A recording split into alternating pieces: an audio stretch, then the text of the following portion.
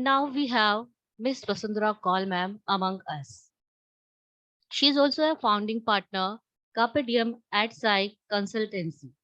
She is a trainer and mental health practitioner with 16 plus years of rich work experience across various sectors, education institutions of various geographies, passionate about empowering people to communicate better. Her research interests include pedagogy, curriculum, and continuous professional development. And she is the happiest while conducting workshops and blended courses for teachers. She believes that learning must have never stop for an educator, and she practices what she preaches. She is an AMET gold medalist and MBA in marketing and finance. Additional qualification include NET in education, master trainer, European International University, and business practitioner. I am sure that we will be enriched by this session. Once again, I welcome you all for this event. Over to you, Archana ma'am and Vasundara ma'am. Thank you so much. Thank you, ma'am. Thank you so much, ma'am. Ms. Sandhya, I'll start sharing the screen. Yes, please. Yeah. You can start as well.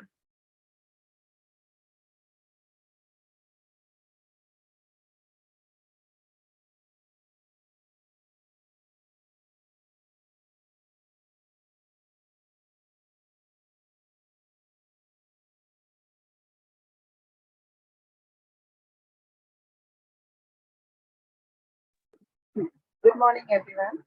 Uh, really thank you to the Rahul College of Education for this opportunity and Alka ma'am for the warm welcome and introduction. So today we are talking about inclusivity in education. And this is a topic I think which we inclusion, integration, education. These are the topics, terms, words which we keep hearing, and somehow some of us try to apply this in our life. First I think it should start with our daily life, right? We should start just not talking about inclusion but practicing inclusion as well, right? And that is how, when only then it will happen, that the application will come, very on a automated basis, I guess. So when we talk about, or when we hear these words, what happens, we will definitely discuss this in detail as we proceed in the session. So now we have divided the presentation and our session into these sections. First, we'll talk a little bit of introduction, then we'll talk about social integration, ability integration, gender integration, inclusion and integration, and we'll have a forum for question and answer. And one, hygiene check before starting, that we have in a lot of activities included, and definitely it will not be a monotonous lecture. So we'll request the participants to give your responses in chat box, and when needed, we will request you to unmute yourself and talk as well. So because we are also in the phase of learning, and the more we talk about inclusion, the more we discuss about inclusion, we learn each and every day, right? So we request participants to use the chat box to unmute, feel free to unmute and discuss their views. Now, we will start the session by watching this watching this video, and it is just not watching the video. Yeah, after the video, we will reflect and discuss what have we seen, what happened, and again, uh, I will not tell what is the objective of showing the video. I'll ask you to tell me that why did I show this video. Okay, so I'll just start the video.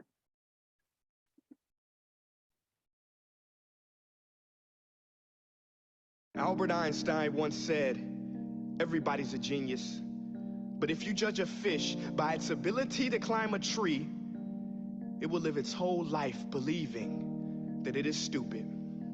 Ladies and gentlemen of the jury, today on trial we have modern day schooling. Glad you could come. Not only does he make fish climb trees, but also makes them climb down and do a 10-mile run. Tell me, school, are you proud of the things you've done? Turning millions of people into robots, do you find that fun?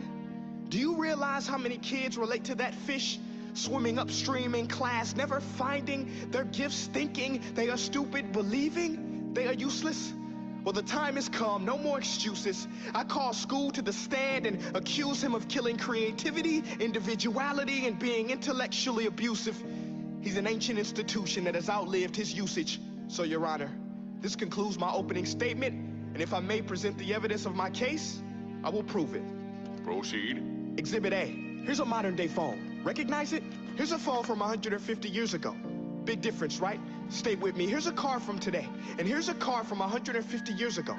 Big difference, right? Well, get this. Here's a classroom of today, and here's a class we used 150 years ago.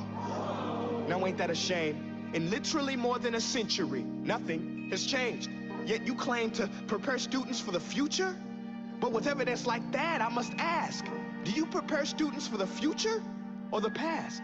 I did a background check on you and let the record show that you were made to train people to work in factories, which explains why you put students in straight rows, nice and neat, tell them sit still, raise your hand if you want to speak, give them a short break to eat, and for 8 hours a day, tell them what to think. Oh, and make them compete to get an A.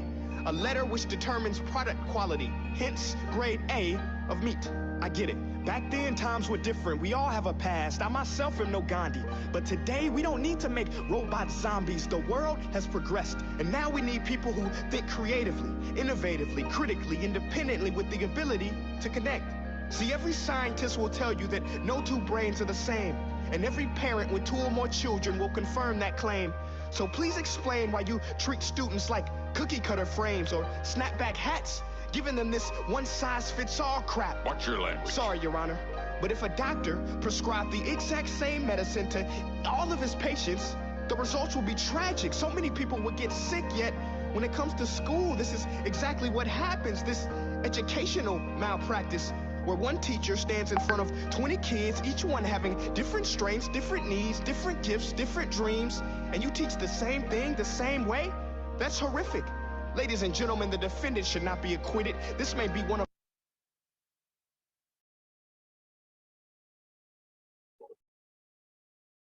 Okay, so participants, I request you to, maybe unmute and talk about what did you see, what did you watch, what did you understand, why did you see this video?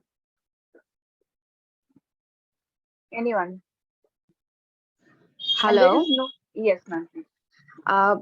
Just a takeaway. The essence I found in this video is that as an educator, we have to unlearn first that one size doesn't fit all. So we have to bring inclusivity in our lesson planning. Maybe we can use multiple intelligences, so that we can cater a broader spectrum of students. Thank you.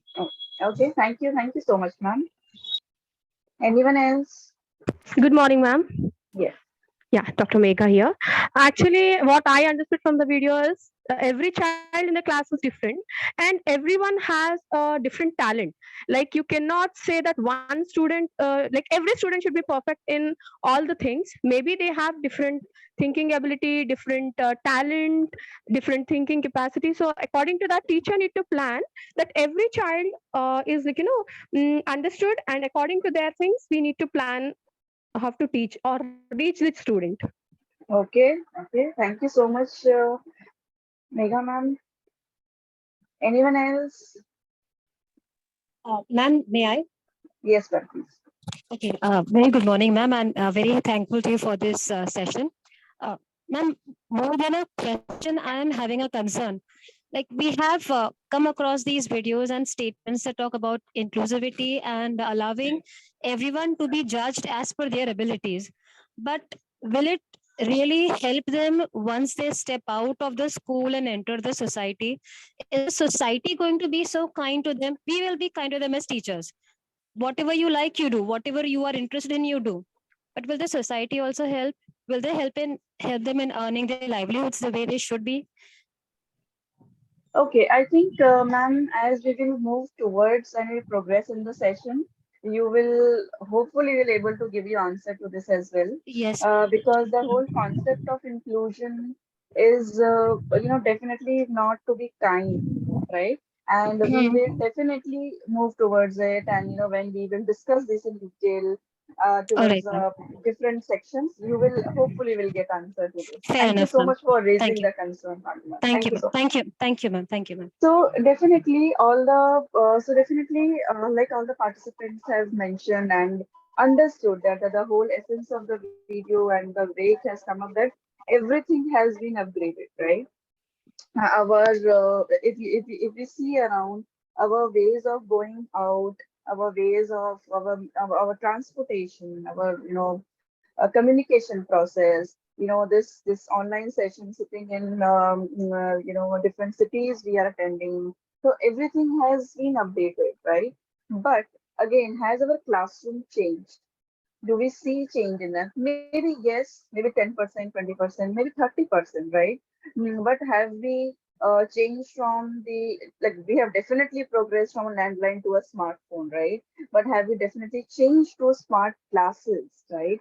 And in terms of not just putting the smart board and teaching, but how, as Niharika ma'am also mentioned about the lesson plan, right? Are we thinking from those aspects, or it is just that we have prepared this much and need to be delivered, and this is how it needs to be delivered because it has been delivered like this since ages, right? So now I will definitely request the Albert participants. Einstein once Sorry, said, I will definitely now ask the participants to give their perspectives.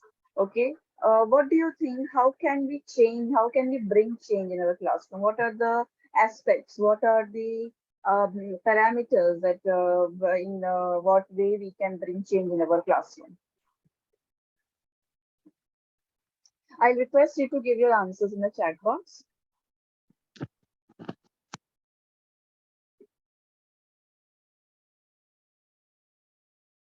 How we can bring change in our classroom?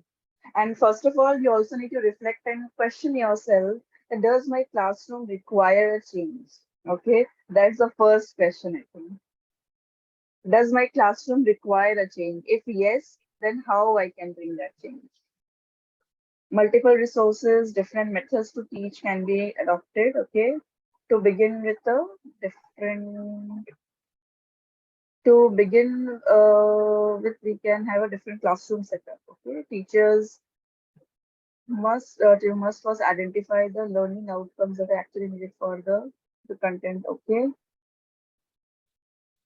this question, if you have asked 5 years before, it may be valid today. World, whatever you like to do, can learn through digital. Okay, first we should not tag students. Upgrade myself. Have a growth mindset. Friendly approach.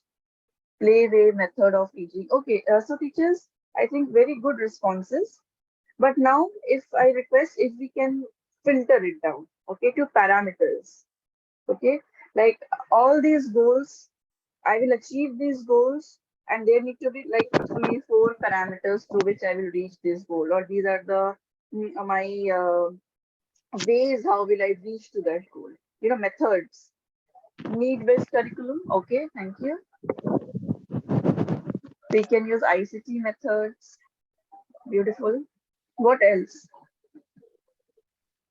Learning capabilities of different grasping levels. Okay, so now can we filter it down?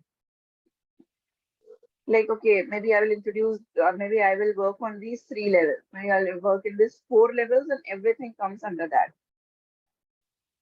Outside classroom learning, critical thinking, adaptability. Okay, syllabus should be as per student requirements. Okay, how many of you agree with this? Syllabus should be as per students' requirements. Experiential learning. Okay, thank you. So reflective thinking, very nice. Okay. So I think mostly we have learn, unlearn, and relearn. Okay. Build relationship and trust. Thank you so much. So I think mostly we have, got all the responses. Now, if we filter it down, okay, we narrow it down. So we have these 3 aspects, how we can bring change in our classroom, and all the responses which I received in the chat box will fit in these three, right? So first is the social integration, second is ability integration, and third is gender integration. Now, I would like to all the teachers. Okay, we have one more response. School students should be given chance to explore their interest, scope to go in future, identify himself. Okay. So now, once we get into the details and a discussion of social integration, I request maybe one or two participants, to maybe if they can, without explaining what is social integration, without discussing what is social integration, has they or have they maybe experienced uh, the social integration happening around them? So there is no right or wrong answer, participants. The social integration words, whatever you understand, try and figure it out. Have you seen social integration happening around you? Were you in the situation where you have yourself faced this situation? That social integration happening around you. You tried to do anything. Yes, please, Akansha, ma'am. Hello. Yes, ma'am. Yes, ma'am. Good morning, ma'am. Ma'am, when we talk about integration, I'll I can see it around myself when I can see and at workplaces, all communities integrated and working in the mainstream. Because the law now allows it, and it's not it has some taboos attached still in our Indian society especially, but I can see that will happening, that society has begun to accept integration as a whole, not only in schools but in society also in general. Yes, thank you so much, Akansha. Thank you so much. Yes, Dhanisha, ma'am. Ma'am, I'll just give you an example of when I take my children to the park. They play with all kind of children coming from all different communities. They do not have any biases. And neither do parents say to children like, iske saath mat khelna, uske saath mat khelna. That doesn't happen anymore, which used to happen before when you have certain ways of dressing and certain ways of talking and certain mannerisms. Uh, there was a high tendency of certain section of people indicating to the other that you shouldn't be doing this or you shouldn't be interacting with and all of those things. But today, when you go to a public park, you will see all different children coming from different backgrounds, coming from different financial situations, and they're all playing together, having fun, just enjoying themselves. Definitely, I think beautiful example.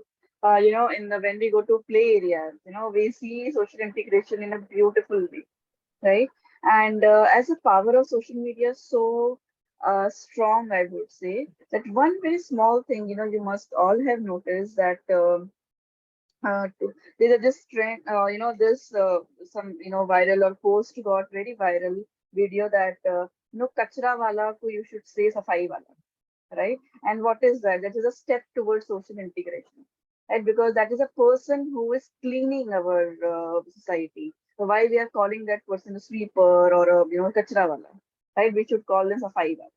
So that is again a step towards social integration.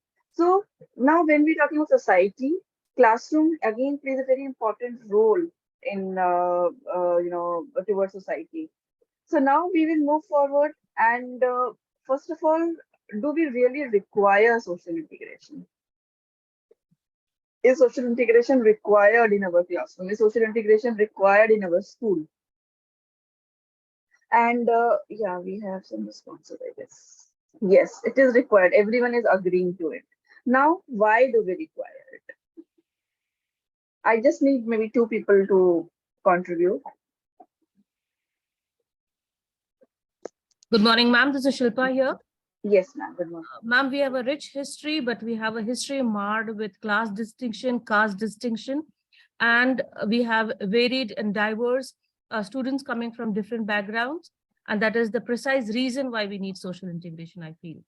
Thank you. Thank you so much. I think, ma'am, we have covered most of it. Anyone else who want to share? Cultural differences. Education does not mean only good grades, okay, to prove equality. Now, I would now request teachers to, participants to also think about When we are talking about social integration as a whole, we are including society, we are including different class, we are including different section of the society. Now in classroom, now just think about your classroom. Okay. Now in your classroom, what happens? Do you see social integration happening? Or if you want to see social integration to happen, what will you do? How will you bring that in?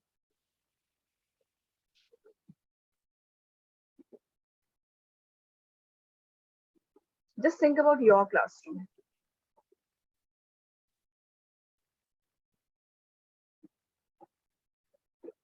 Murli sir is writing uplift the marginalized. Thank you.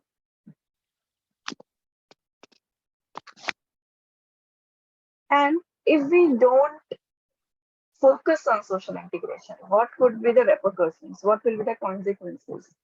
What in a school or in a classroom as a faculty we have to face?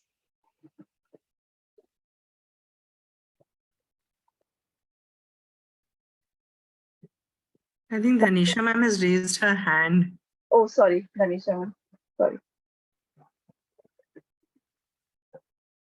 Ma'am, completely agree with, I mean, like, you remember, I mean, few years ago when we had special schools for children, and certain different ability categorization were done based on sending them to, and schools were not very comfortable accommodating all those kind of, I mean, different ability students to. Not alone that, we also had a certain, what do you say, financial spectrum from where certain categories of schools would take students, like, or a certain class or those kind of things. But today, I mean, what do you say? My child's school could have children from varied financial, social backgrounds, cultural backgrounds, religious backgrounds, and so many different combinations of integrations, like, and even, there's a lot of, I mean, I think it starts from home, for that matter. Like, when I show respect to the person who's helping me around at home, who's not coming to my home to do her work, but she's coming to my home, or he's coming to my home to help me with my work. And if I show that to my children, I think there is where the learning starts from. I call the person who's elder to me, who's, even though they're coming to help me at home, I call them by saying, Didi or Bhaiya, can you please help me? And being kind and respectful to them. And if that is being seen by my children more often, that is what they will take away from home, and reciprocate in the school, reciprocate in the play area, reciprocate everywhere else that they're going. So I think this is where, it should start. And if that is becoming the second nature of mine as a parent, then I think the world will get to be a much better place. And if every parent just thinks this way, then it is going to solve a lot of problems. So we cannot just stress on it should happen in school only, or it should happen in with teachers only, or a teacher should take the responsibility of bringing this integration to happen. This is my opinion, very personal opinion. No, Thank you. definitely. Thank you so much for bringing that up, ma'am. And I think most of us will agree to this. And because I watch a lot of videos and movies and OTT platforms. So one thing which comes into my mind when ma'am you were sharing this, that Munna Bhai MBBS movie, I think most of us have seen. And over there was one section where the Sanjay Dutt asked that how the other person calls out for the person who is, in terms of who's helping you, like, in a restaurant when you go, and when you have the way you call waiters who are helping you out also shows a lot about you as a person, how you are. Right? That is also a very big step towards social integration. Now, when we don't take care of social integration, when we don't focus on social integration, what it leads to, or what possibility it can lead to, is a big problem which we all want to solve, and we all want to, we keep working on it, talking about, is bullying, right? So the social integration is not addressed, is not processed, is not worked upon, then this marginalization, bullying, all of those issues start cropping up, right? When we are not taking care of the classroom and we are not addressing everyone in the classroom, maybe always not equally, but at least we have to address the whole classroom as a classroom, right? Because the limitation of the time, curriculum, whatever, if every time is not possible, most of the time we should do it, right? So if that is not done, if that is not addressed, then it leads to bullying, it leads to marginalization, and then we have to run campaigns and all of these. So social integration definitely is a very, very important part of our classroom and education scenario. If we want to take care of issues like, and we don't want to deal with the issues like bullying and marginalization. Now, so what is social integration? In a simple word, it is defined as students' perceptions of interactions with the peer group and teachers. So basically, how do we perceive, how a student perceive the interaction, how the person is perceiving the interaction with everyone, with all the stakeholders. So that is social integration, right? Suppose someone A is my a top ranker, and maybe E is not scoring that much. So E will definitely keep perceiving, keep observing that how ma'am and sir is talking to A and how they are talking to me, right? So then the perception becomes the uh, you know so the child definitely that person definitely perceive how the interaction is happening, and we need to break that and we need to work towards that. Now, I will request teachers to and the participants to definitely take part in this. So, what is required from you? I'll give you 5 minutes. Imagine that you have moved to a different country as a high school or college student, and there is a club you want to join. So, you can choose club of your choice. These are three examples of where you can have any other club as per your choice, and you are a minority in the other country, but you do know the language. That's the advantage you have. Think about you could make yourself attractive in terms of social status and affability, but not too attractive such that competition and resentment are fostered. So discuss how you would maximize your chances of a successful social integration. So now this is a 5 minutes, thinking time, and then you can share. So how you will maximize your chances to be the part of the club and the group, and it's a different country, you know the language, and you're a minority there. So your time starts now. 5 minutes thinking, 5 minutes sharing.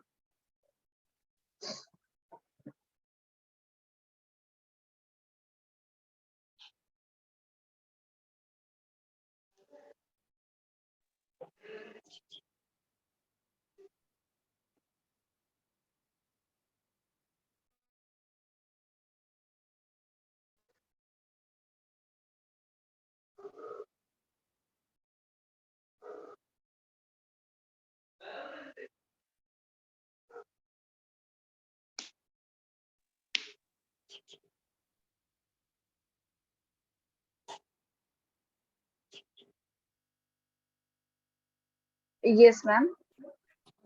Yeah. Shall I speak?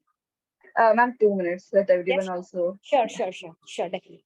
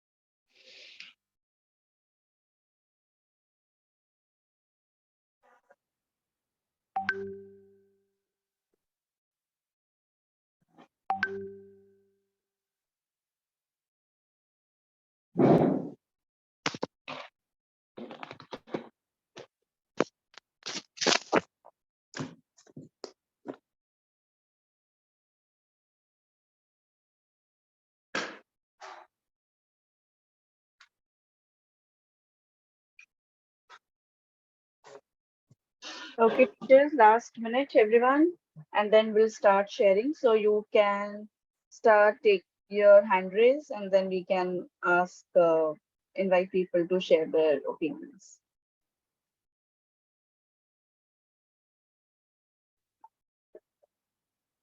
So Fatima ma'am was first. Oh, okay. Thank you so much, ma'am. Ma'am, if I have to move to a new place and try to gel with them, then I think I should go by the maxim when in Rome, do as Rome does. So, by follow their patterns of living, their patterns of eating, their patterns of dressing, so that I don't stand out as an outsider, nor should I lose my identity totally to strike a balance. And Okay. in the midst of those foreigners, if I feel that, shall I stop here? No, no, ma'am, please uh, continue. if I find that in certain areas I'm an achiever or overachiever, I should not come across as somebody who is trying to dominate others and change their way of living. अब जो मैं करूंगी सब तुम लोग वैसे ही करना, सब छोड़ दो अपना पुराना. And if I'm an underachiever, I should not come across as somebody who is a pushover, but show sincerity that I want to learn. I don't know this, but please teach me. And that would somehow make me a bit more acceptable to others. But like when in Rome, do as Rome does. Best. Thank you so much. Thank you so much, ma'am. I Thank you so think much. Thank you all. definitely it will be very helpful advice. Thank you. Okay, thank you, thank you. Thank you. Anyone else? I think we are getting responses in the chat box as well. Gia ma'am is writing, use incidents to think that they are equal among adults. Okay.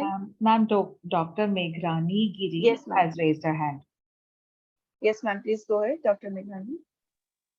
Yeah, I do agree with Fatima, ma'am. As she said, be a Roman when you are in Rome. Definitely, when you are moving to a new place, you should know the culture, the style, and you should adopt it so that you will not feel yourself different or something. You can mingle with everybody and adjust yourself. Very important is give importance to everybody. So when you mingle and learn their culture, automatically there won't be any problem.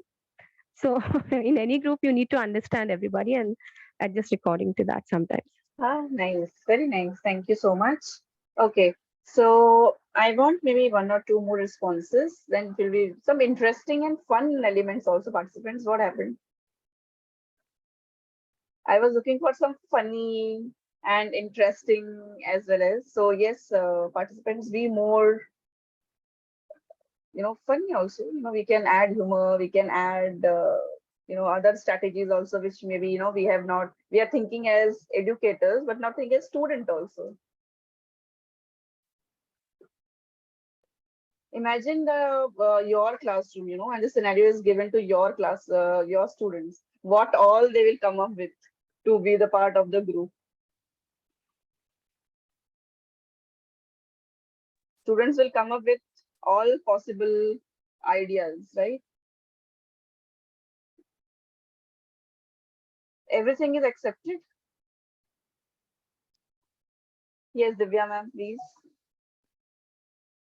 Good morning, ma'am. Hope I'm audible. Yes, you are. Okay, so I don't totally agree with be a Roman when you're in Rome concept, because it's time that we unlearn those beliefs and start moving into an era where we start letting the others know that it's okay to be from where you are, right? So if I'm an Indian, I go to another place, I can definitely continue to live as an Indian. It is an equal opportunity that I'm giving others to learn my culture. So it is important that I understand their culture, respect their culture, accommodate that, but also give them an equal opportunity to understand what my culture is. So that's what I believe in, ma'am. So I think that is what social integrity is also about, right? In today's world, Okay. no one is asking you to wear a suit and go to a conference. You can be in your native attire. You can be in what you are comfortable in. So that's even if there is a foreign student in your class, you're not asking that foreign student to be to integrate completely into an Indian culture. We are going at and understanding what that child is all about, what that child has learned probably from another country. We're trying to understand those things. So that is probably where I think social integration from today's point of view is coming into being. Okay, very nice. So different opinions and different people, different opinions. Thank you so much, Divya ma'am. And but again, one response we got: be more helpful towards others to show up yourself and come up in others' notice to be in their good work. Good strategy. I think everyone is coming with some interesting strategies now. One last and interesting and funny strategy I want. Yes, Danisha ma'am. Uh, I mean, my intention is not to overpower and stuff like that, but this topic is so close to my heart that I was controlling myself for the longest time. And then I was like, no, I will not raise my hand. And then, I couldn't resist myself anymore. Please go ahead. So I was like, I think wherever you go as individuals, I think we should play on our positives, on our strengths. And I completely agree with what Ms. Divya Shashidharan has been saying, like we have to change it first within ourselves, like I'm just trying to think, before maybe 10 years ago, if I had an event coming, I would think of like 100 ways to be the best person and the attractor of the show, whatever it is. But today I have got the maturity to understand that if I repeat my clothes like 2 times a week, it's not a problem. It's not taking off anything out of me. So I think if we can imbibe that into our students, for example, my students who are like, planning to go maybe grade 11, 12 after their A-level exams, planning to go and do their bachelor's in another country. I have children who will be like overdo a lot of things. Like, for example, and the music and the culture and it, like they boast about a lot of stuff. And there's a child in my class who's so much interested in wildlife photography. And he says that I'm preparing to be an IFS officer in India. And he just talks about the wildlife and the diversity that we have, that in India, this is the best place for him to study. So, there are two different perspectives already boiling in the class. So, one who says, मैं तो US में ये university में and those things, and it already is part of that culture with the music and the dressing and everything, so that person feels comfortable transitioning. And there's another person in my classroom who says, I travel by BST buses, I travel by train. He travels all the way from his house alone, no car picking, nothing. He stays alone. His parents stay somewhere else. And he does everything by himself, and he focuses so much into his prep with IFS. So this is another example that I wanted to share. Hope this can be, and students have already, with all these interventions of social media and the way we are thinking new, they're already getting into that track. Definitely. I think Dhanisha ma'am very beautifully put up that as I mentioned, when we're talking about inclusion, integration, there is not black and white, right? There are gray areas, and we will have this group. There is no right and wrong answer always to everything. So, and because everyone's circumstances are different, everyone's upbringing is different, right? So everyone perceives things in a different way, right? So I think thank you so much, and very important part of when we how do we promote social integration.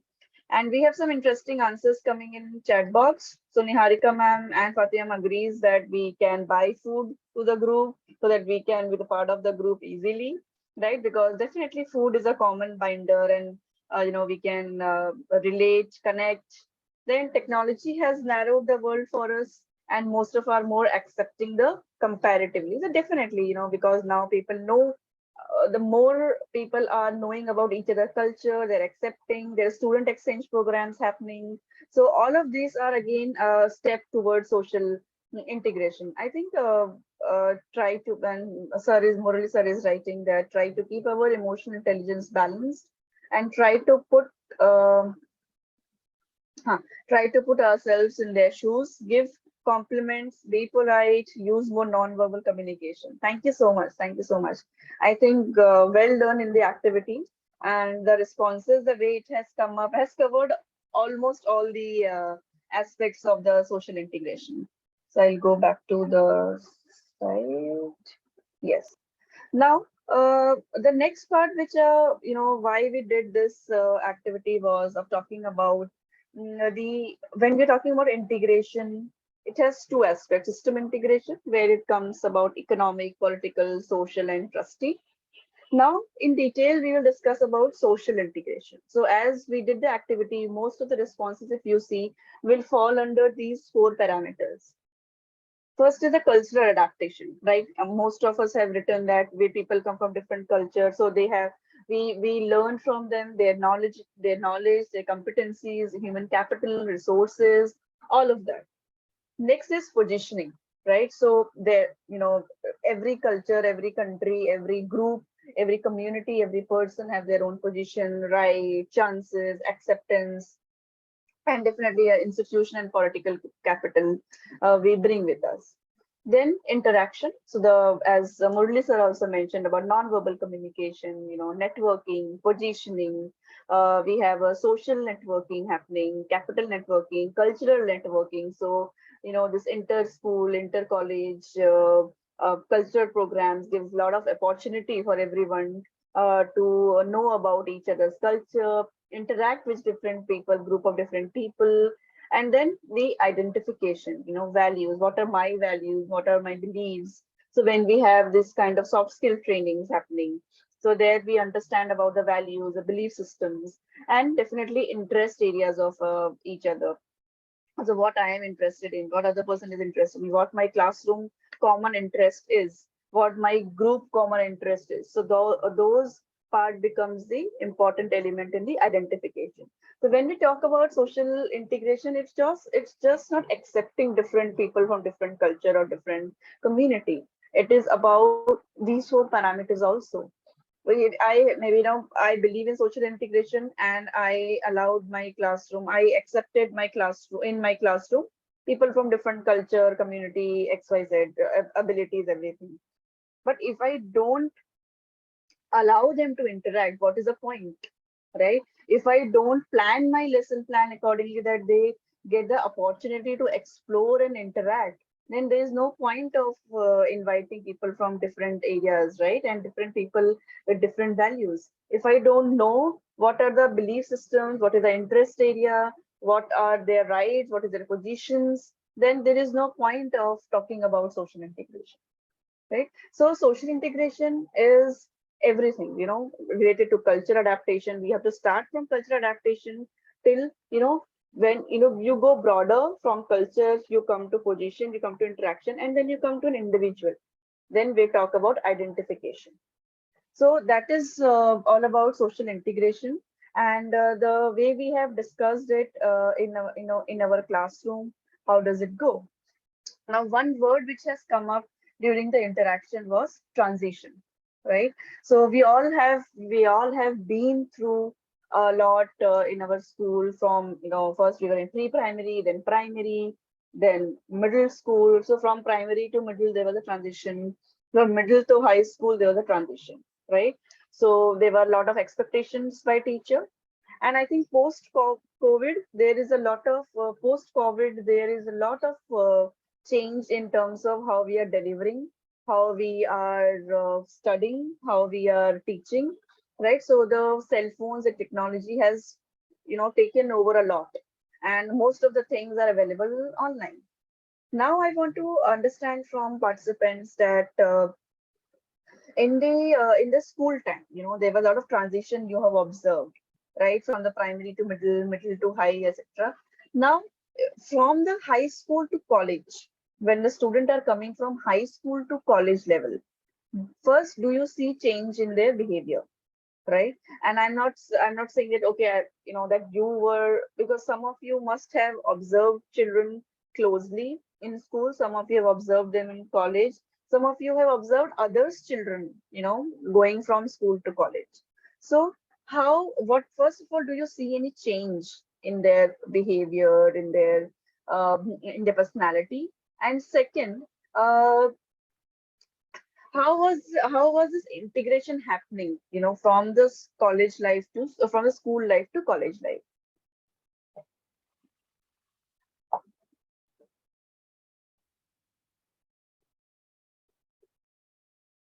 Yes, so ma'am is writing yes, there is a change definitely. And how was is the transition smooth? Is the transition smooth first of all? And do you see there definitely changes there? What is the change?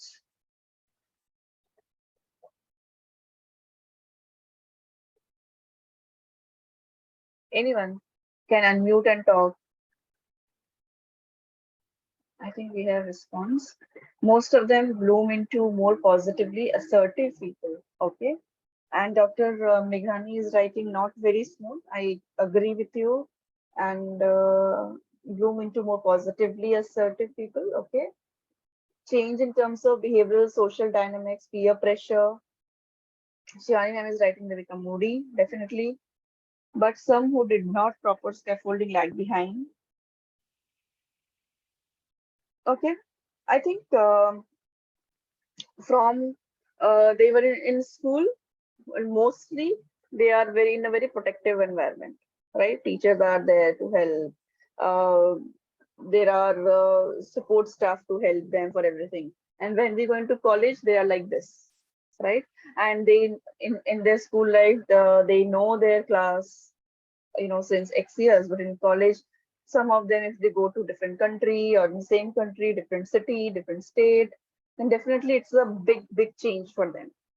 Now as an educator, this is my role, no matter from which area, city, and everything they're coming from. It's my responsibility to make them feel integrated, make them feel welcome, make the transition feel smoother. But mostly what I have seen is in the college, lecturers and educators, we have this mindset that now they are grown up, right? Now they know everything. And if we lag in this transition, not in making this transition smooth, then definitely there are a lot of problems, in terms of, I think in the last week also I was giving a lecture, and the most important point I wanted to focus on life skill training. Okay, so in colleges, the life skill training should, start so that students are prepared for their future, because subjects they will learn, techniques they will learn, but what about life skills? Decision making, critical thinking. There are some major life skills I think in the college should start. It happens in school, and it finishes in school. So, but it should continue in colleges also. I think these are the 10 core life skills classes and sessions should be conducted so that the transition becomes very smooth, and the college students, when they become professional, it's a very smooth transition for them. Now, the next, the part of the social integration and where your input is required is I just need elements. I don't need any descriptive answer. How will you make your uh, classroom a positive social environment? How can you create a positive social environment in your classroom? So this is a question. You have 5 minutes. Just give me elements. I will include this. I'll focus on X, Y, Z. I will, discuss, or I will address this. And then, we can just discuss the elements. I don't need any descriptive answers. So how can we create a positive social environment in our classroom? By doing what? By including what? Perception, greetings, display. Okay, so now when we are writing equality, we will not use these broader terms. Okay, so now if I want to, by equality, if I want to make my classroom a positive social environment, in equality, what will I do? So narrow it down now. Okay, we'll not use broader terms. So like we go peer tutoring, peer or teacher modeling, okay, encouragement, discussion sessions.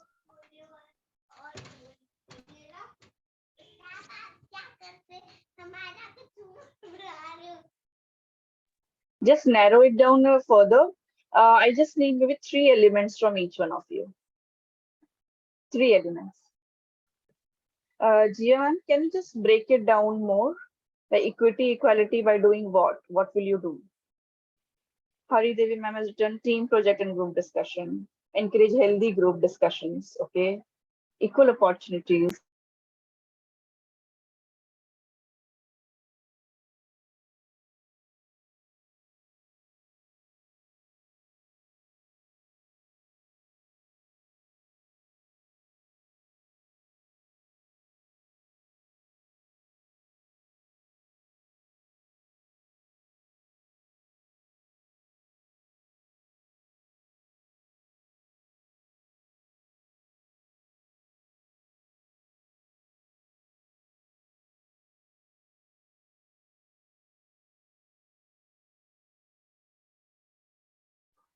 Lead by example. Then we have set high academic expectations. Okay. By promoting mutual respect, task-oriented interactions, equal opportunities, open feedback. Okay. Good.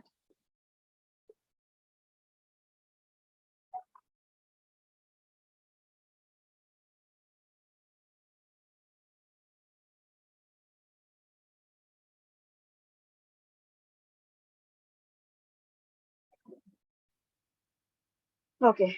Now, uh, we will see, we have got a lot of responses. Now, we will go back to this. Okay. So, when we are talking about positive social environment, we have to include these practices mainly, right? Now, for doing these practices, we have this. I think we have also covered by using different terms. So this is a trio which we need to follow, which we should, do in our classroom.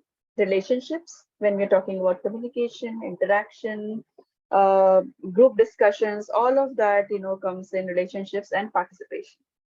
Okay, so if you see, relationship facilitate access to participation opportunities, and relationship and social contact can reduce unconscious bias and discrimination. Right. So if you see, relationship is a very important part. So invest in relationship, invest in rapport building exercises. When your session begins, don't rush into curriculum planning and just sharing curriculum. We will finish this is in this portion in this semester. No, maybe one or two lectures devote for relationship building exercises. Do a lot of relationship building exercises with students, and then you will see the connect which they will create, and you will create with them the trust which you will and your students will have on you. So relationship, very major. If you see, it's a center point of all other things whatever we are doing, right? Then we have equality in the one section. So greater equality means people can relate to each other as equals, right? And tackling inequalities and barriers can enable more people to participate. So again, equality becomes the one section. The other section is participation. So now how participation, it will definitely have increased participation means more people are involved in decision making for a more equal city. And the participation creates opportunities to build meaningful relationship. So the three elements are very, very important when we are moving ahead and moving towards to make our classroom a positive social environment. So relationship, equality, and participation are the key elements. So the responses which you people have also shared in the chat box covers mostly under this, right? So I think these three elements becomes very, very important. And you should, as an educator, we should invest our time in, and encourage children to participate in different activities, not only, participate in the, don't only participate in academic events, but also co-curricular events, cultural events, group discussions, right? And maybe organize campaigns by yourself. Each department can have their own, at least annual some or biannual some conference. What will happen? It will increase interaction. It will also encourage equality. You will promote equality, and relationship again become better day by day. So this is a way we can implement social integration in our classroom and make our classroom as a more social environment. So there now we move ahead to the next section, which is ability integration, where I request Ms. Vasundara to take over, please. Thank you, Archana, and good afternoon. Now I'm past 12 o'clock, so good afternoon, everyone.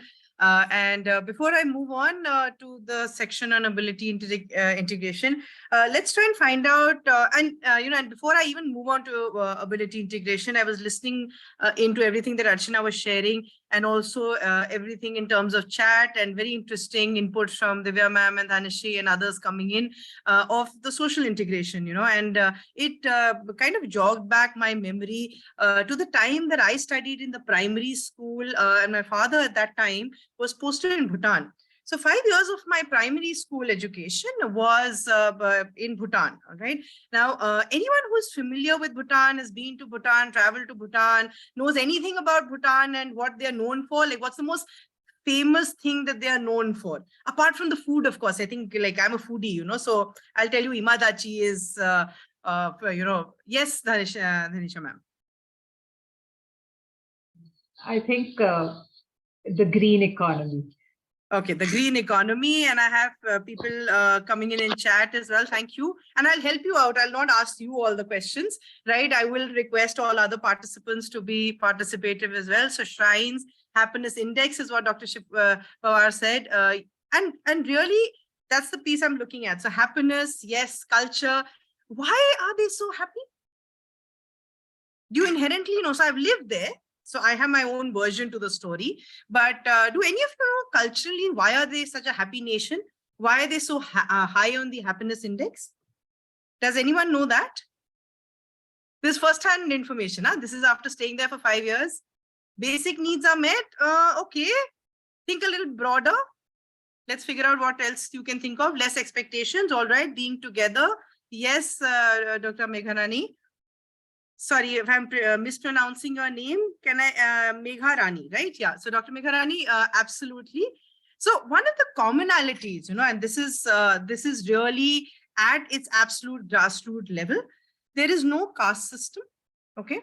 There is no concept. There is absolutely no caste system. There is absolutely no requirement for social integration because everyone is on the same one plane. Okay, so you will have, so Dhanisha ma'am a little while ago was very politely saying that some, Didi, and Dhanisha ma'am, same here. I call the person who comes and helps me at home. One of them is Didi and one of them who's slightly old is Tai. Okay, so my children have learned, or everyone who comes to my house also calls them by the same name, but they're really, they will even eat on the same dining table. You will not figure out that there are workers for the household till someone tells you that they are workers for the household. Okay, so really, sometimes I feel that, we don't need integration to happen if we were to just break these biases. So if there was no social casteism, why would you need social integration, right?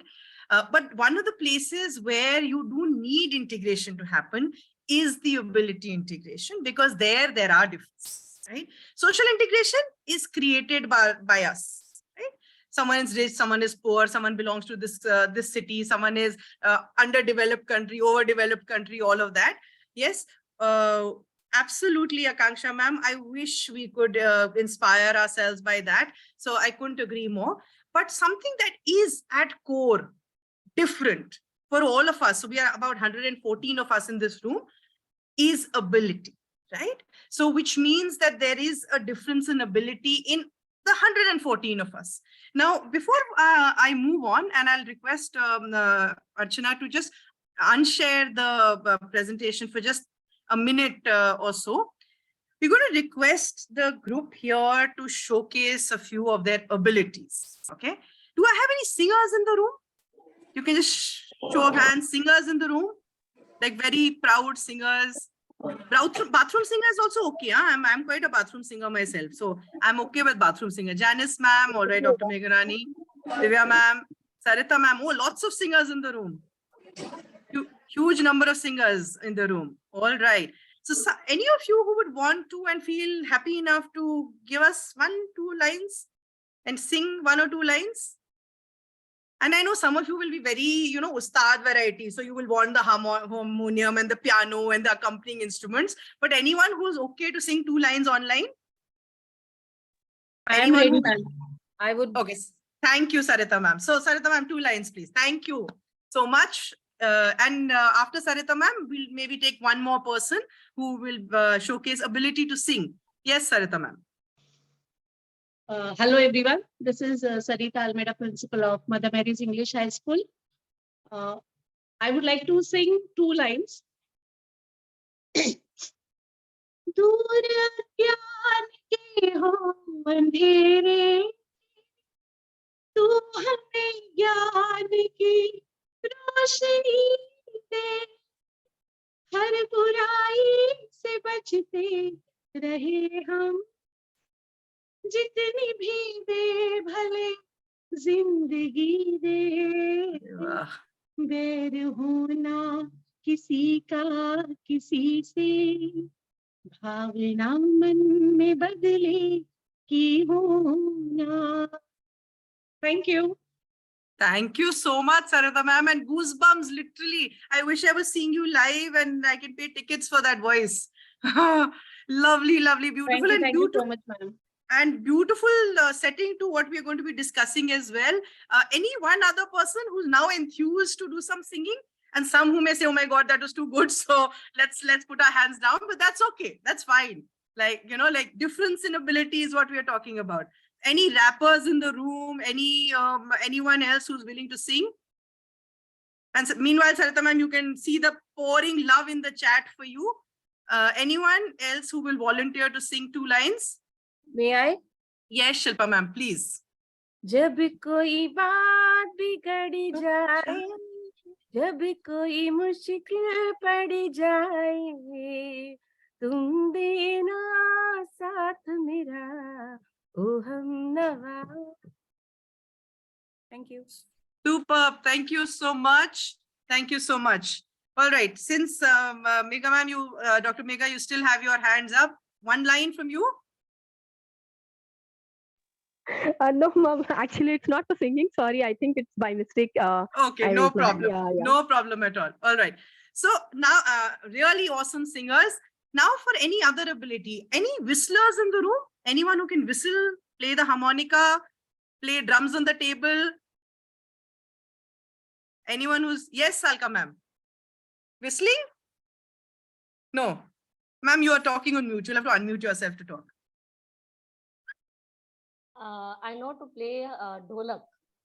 Okay. So can you play the dholak on the table? Can we hear? Okay, I will try if you Yes, can hear. please. Yes, please.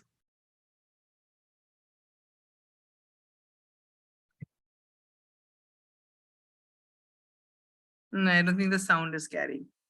No. Sound is unfortunately not carrying, but okay, Alka ma'am, we will look forward to seeing the dholak live someday. Anyone else with any other musical facets? And then let's move beyond music. Okay, so let's look at abilities to do stand-up comedy, abilities to draw very well, abilities to dance, abilities in science, physics, geography. Like I'm a person who's very pro physics numericals. And why do I remember physics numericals? Shali will smile because I've told her the story that I'm a science student, but I get so anxious when I have to do physics numericals. It's uncanny and it's unreal. Okay, to this date, I'm not confident doing physics numericals, but really I'm talking about the ability. So now in the chat, if you can quickly tell me what do you think you are very good at? What is your one ability that you're really proud of? Yeah, so Parinita ma'am says singing and dancing. Absolutely. What else? What other abilities? And you can unmute, and then after that, I'll tell Archana to share screen and we'll talk about ability integration as well. Someone? Yes, ma'am. Yeah, I can challenge anyone that can close your one eye straight. Right? Close without, oh, okay, without, like that? without any help, without any support. Yeah. Like okay, this. those of you who want to put your videos on and try that. Yeah, like this. Oh my God. I can do that. Who can do that? This is Dr. Megha. Megha ma'am can also do that. All right, Dr. Megha can do that. What about Caroline and Agam and Mansi and Dr. Shiv Shankar? What other abilities do we have in the room? Dr. Aditi Bhatt, Priyanka Das. What other abilities do we have in the room? You can put it down in chat. So apart from singing and dancing, oh, someone's doing sculpture as well. All right. Divya ma'am is doing sculpture as well. What other things? Theater. Okay. Akanksha ma'am, have you done theater like formally? You've acted in plays, etc.? Possibly, yes. Okay. What about the others? And not just the theatrical talents, not just art and craft. What about someone who's brilliant in maths and brilliant in geography, maps, or something like that? What ability like that? Drawing, acting, anchoring. Oh, lovely. We have an anchor in the house. Can we hear your voice? And obviously you are a professional anchor because your name is also online voicer. Can I know your name, please? Hello, can you hear me, ma'am? Yes, I can. Yes, I can. My name is Jyoti Sankhe. Oh, lovely. So you are a professional anchor, is it? I did an anchoring for many shows. Okay. Were conducted in my previous institution with some celebrities. So Okay. yeah, I do have some kind of that anchoring experience. Okay, lovely. So we do have, yes, maybe there's some disturbance in her voice, but essentially what she's saying is she's done some professional anchoring with celebrities, etc. So very good. So, Archana, if I can have the presentation, please. Essentially what we're talking about is that in any group, like I have 100 people, right? I have at least 20-30 people sharing specifics, and the others who must be thinking of their abilities, even if they've not shared it or on chat or with us. Eventually, there is going to be something that we are capable of doing, right? We are born with a certain ability set, and then we pick up things based on experiences, based on what we get to learn, who exposes us to what kind of information, etc. But really, we are born with an ability set, and each one of us will have a different ability set. Now, if you were to just visualize, would any of you want to not be allowed to be part of this Rahul Education event? If if the event organizers and the convener had said that only people with this ability are allowed to enroll and register, what would be the feeling then? Is the question you have to ask yourself, right? So therefore, irrespective of differences in ability, I should be okay as an educator and a teacher to allow people to become part of my classroom. Now, I agree. As an educator myself for years, I agree that sometimes when children struggle with academics, I find it very difficult to get them to cope, and I then struggle with them being part of the classroom, okay? But really, is ability only about academics, okay? Is the first question you have to ask. And second, in case they struggle in the academics, and there is difference in ability, the learning ability, then what are some of the things as an educator that I can do? Now, those are the two aspects I'm going to cover before we move on to the next section. So if I can ask Archana to change the slide, please. So before I move into what you can do as part of ability integration, there are some very basic fundamental myths that I want to break. Which is why, I have some set of questions for everyone. And also I will try and address some of the most common myths that we have, which equate academic excellence to ability to IQ, right? So the question I have is, do you think difference in ability is related to IQ? What you see on the slide is a graph which represents intelligence quotient, the general intelligence quotient, right? And I will explain that graph to you in a little bit as well. And we'll break a few myths as far as IQ is concerned. But for now, do you think a difference in ability is only related to a difference in IQ? Yes, no, maybe? No, ma'am, I don't think so. You don't think so? Okay. Unable to see the graph. Someone saying unable to see. The rest of you, can you see the slide? Can you see the slide with the graph? Yes, ma'am. Yes, ma'am. Okay. All right. Okay. So if you were to look at this graph, I'll just try and explain this graph to you, and then I'll be happy to take some questions as well. And the reason I've put this here is because typically as educators, For years, we believed that if I have a child who is scoring a 90% in class, that child is a high ability child, and a child who is slightly lower, and a child who might be diagnosed with a disability or a disorder has no capabilities or abilities, or I should be kind and I should make it very, very simple for the child to learn because the child is incapable of learning, right? That's the common myth that we work with. So let's first try and understand this graph, okay? This graph is representing normal, Archana, if I can just go back to the graph, yeah. This graph is representing normal general IQ, right? So you will see a 68%, the dark green portion, which is at the center of the graph. You have 34% on the average IQ on this side, and a 34%, which is adding up to the 68%. Okay, so what is it telling you? 68% of any population, their IQ ranges from 85 to 115, which is the average IQ.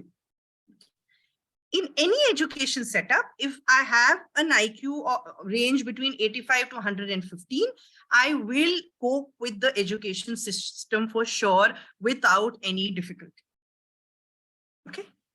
If I have 100 people and I evaluate, and they will most probably lie somewhere in that scope, as long as I lie in that range, I will be able to cope. Yes, like I said, I have difficulty in physics numericals. Someone else may say, oh, I can't do diagrams. Someone else may say, I find it very difficult to do geography maps. But on the whole, I will cope with a regular education curriculum, which is age appropriate to me. Is that okay with everyone? Yeah. So that's the first thing you need to understand. Now that's 68% of any population. Okay.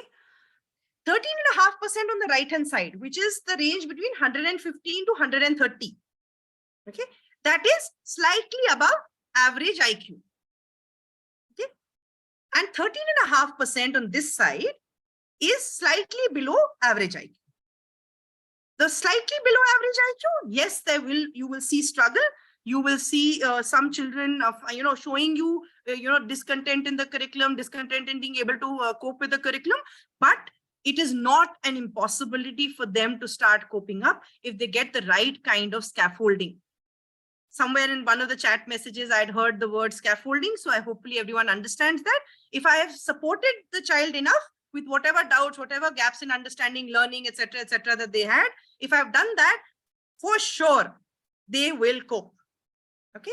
And the 13.5 on the other side are my, what we call the bright child, the one who gets it faster, okay, does well, and maybe has a lot of questions for me, but also the relevant questions, but maybe also very curious and all of that. But again, I do need to support that requirement as well, right? Where I get a lot of questions from a child who is moving slightly ahead of the class. Now, for all the maths teachers and everyone else as well, this is simple maths. Can you add up 34, 34, 13.5 and 13.5 and tell me what it totals up to?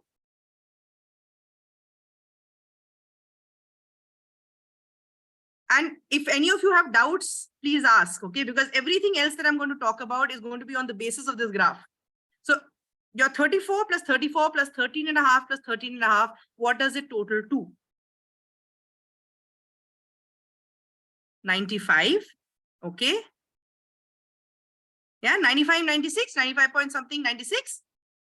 That is the percentage of children who can very well cope with curriculum, with maybe sometimes a little support, sometimes a little extra support, sometimes a lot of support, but they will cope.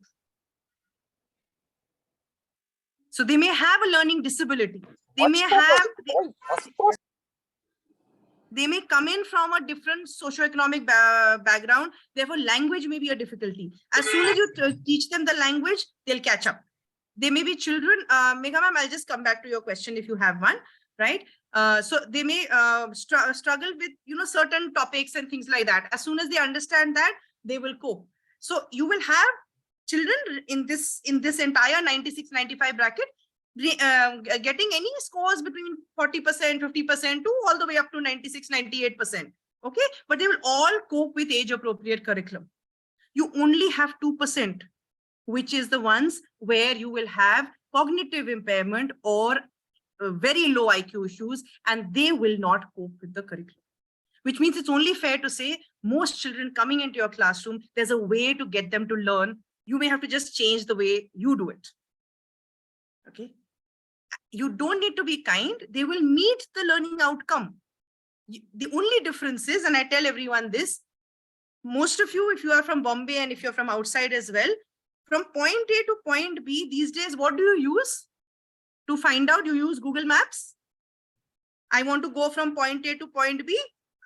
There's a route that Google Maps tells me. Then suddenly there's an accident or a traffic jam or whatever, Google Maps directs me somewhere else. Do I suddenly say I'm not going to go? There'll be a rare chance that I get stuck so badly that I will stop my destination, right? I will change my destination or not go at all. Otherwise, I will make all attempts to reach wherever I was supposed to be. Slightly late, slightly early, all of that is fine. But I will make attempts to reach there, right? And which is what you have to remember as an educator. My learning outcome does not need to be compromised. Some children will take, today from this graph and my explanation, all of you may have a very different reflection session. Okay, but you may have different reflections to take back. You may have different questions you want to ask me, but at the end of the day, you will take back something, right? And that should be my attempt as an educator. If I say that, okay, if you can't understand this graph because a lot of people are not maths people and whatever, I could have chosen not to show you the graph. But then I'm compromising the understanding also. I'm compromising the opportunity to learn also. Megha ma'am, now if you have any questions and if anyone else also has any questions, happy to take them before we move on. Anyone who has any questions? Are we all good with this? Have we understood this? What you need to kind of... Yes, Fatima ma'am. Very good afternoon, ma'am, and thank you for that splendid explanation. Yeah. Ma'am, just one question, that when we are talking about IQ, are we referring only to academic intelligence over here or all those 9 multiple intelligences? We're looking at general intelligence, which means, okay, good you asked me that, Fatima ma'am, because I'll add to your question. Yeah, when thank you. You're looking at intelligence, thank you so much for that question. Yeah, when you're looking at intelligence, okay, you are not looking at 90 out of 100 or 40 out of 100. You are saying, does the child have ability to listen to instructions? Does the child have the ability to comprehend what's happening? Doesn't have to be in class. Okay, a parent is giving some instructions. A parent is sharing a story. Does the child understand that story? Okay, so all your cognitive skills of thinking, problem solving, decision making, comparing, contrasting, all of those, perception, right? All of those is what you're looking at. So you're looking at a general intelligence score, which means you're not looking at only a learning test. So even that existential intelligence, logical, musical, spatial, everything comes over here. Everything. Yeah. So multiple intelligence, there's an entire other discussion to it. Right? It's not related to this at this chart right now. No, it can. It is. Multiple intelligence just means that you have the ability to also showcase your talent. But at the end of the day, what are you doing in music? You have the ability to understand rhythm, understand a pattern, understand, how notes work, right? So it goes back, at its core, goes back to logic. Okay, so that less than 2% in this chart is referring to those who will not have inclination towards either of these things, either music or academics or logic, nothing. Less than 2% is where there is, like, for example, where there is a cognitive impairment. Okay, where like the a disability. ability to comprehend, like the base ability to comprehend anything is very low. Okay? The LD? No. LD is going to be between your 70 to 130 or even more sometimes. You can have a high functioning LD also. You can have a high functioning autism also. Okay.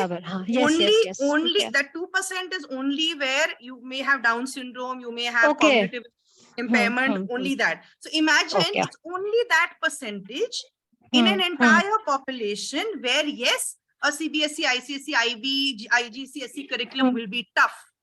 Okay. But that also tough maybe after the 6th standard, 7th standard. Till the 5th standard, even that is fine because my core ability to understand that is also okay. It starts becoming tougher when the volume becomes larger, the complexity becomes higher. Okay. So that is, I hope that answers your question. Yes, to a great extent. Yeah, thank you, ma'am. Yeah, all right. Is everyone else good with it? Right? So when you're, and the reason I did this was exactly this. Having a learning disability does not mean that the child is in that 2% IQ. Okay, unless tested. There could be a child who has multiple. So there could be a child in the 2% and also has learning disability, but that's a very rare chance. The higher probability is that the child is going to be somewhere between 70 and 145, which means if they are high functioning, then you have to figure out what is the struggle that they have specifically with respect to disability. If they are average functioning also, as long as you change your pedagogy, you should be able to get there. Is that good with everyone?